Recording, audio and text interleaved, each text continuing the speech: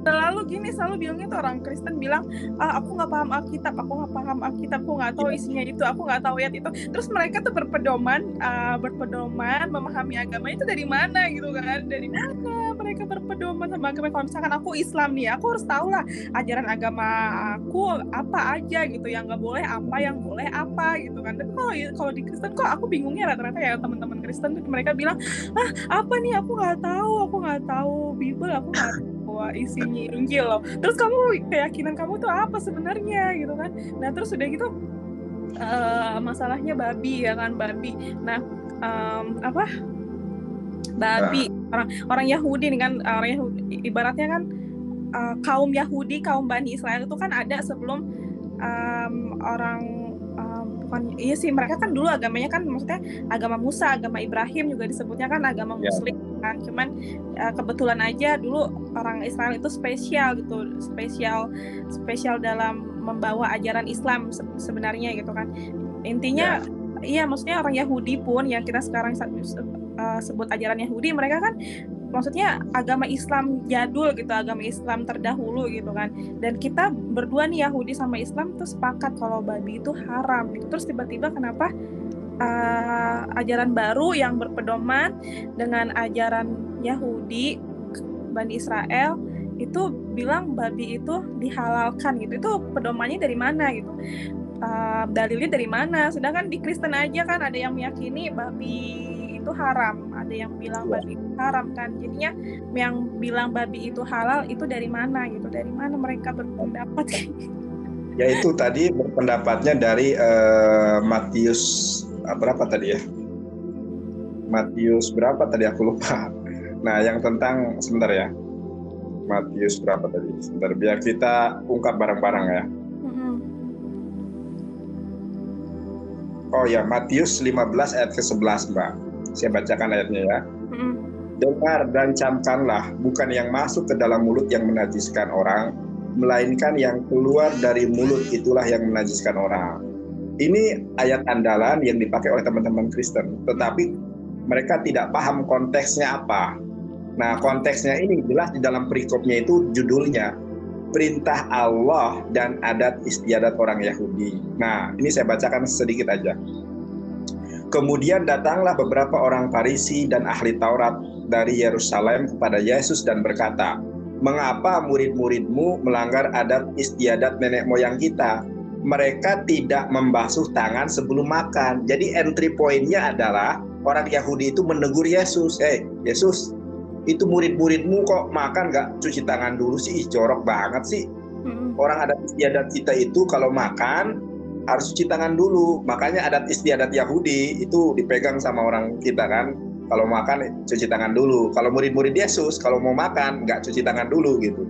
Nah Yesus kemudian mengatakan, ya, tetapi jawab Yesus kepada mereka, "Mengapa kamu pun melanggar perintah Allah demi adat istiadat nenek moyang kamu?"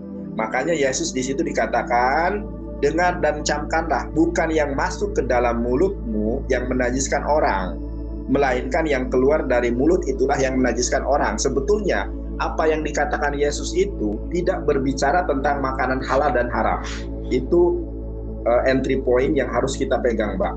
Bukan tentang makanan halal dan haram, tetapi dengan berbicara atas tuduhan orang Yahudi yang mengatakan murid-muridmu ini melanggar adat istiadat, cuci tangan makan kok nggak cuci tangan dulu. Kata Yesus, camkanlah, bukan yang masuk ke dalam mulutmu yang menajiskan, tetapi yang keluar dari mulutmu itu.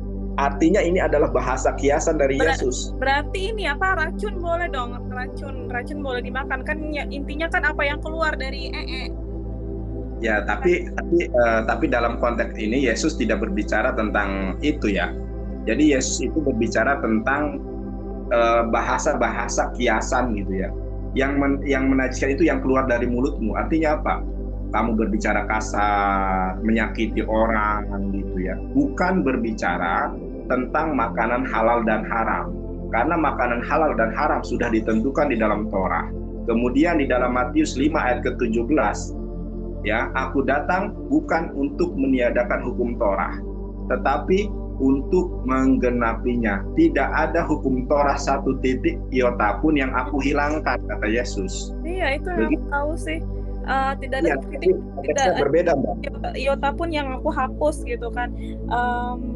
Kayak terus mereka bilang menggenapi, orang-orang saudara kita tuh Kristen menggenapi itu mereka aja masih nggak tahu menggenapi itu apa. Menggenapi itu kan bukan mengurangi ya kan, menggenapi itu apa yang kurang digenapi gitu, digenapi. Ada yang kurang ditambahi gitu kan. Tambahi, yang kurang menggenapi bukan mengurangi dan menambahi, itu beda. Itu udah bahasa paling simpel gitu loh. Itu kenapa kok nggak ngerti-ngerti ya. Terus apa lagi? Iya. Tapi setiap orang Kristen itu makan babi. Ada Kristen Advent. Gereja Masehi Advent hari ke-7 itu masih konsisten. Bahkan Mbak, Yesus itu mengusir roh-roh jahat itu ke dalam tubuh babi. Oh iya, aku pernah dengar. Kalau ada orang ruqyah, kalau ada orang ruqyah buang rohnya ke babi ya kan? Makanya jangan makan babi, kata Yesus, karena di dalam babi itu ada roh-rohnya jahat, roh-roh jahat.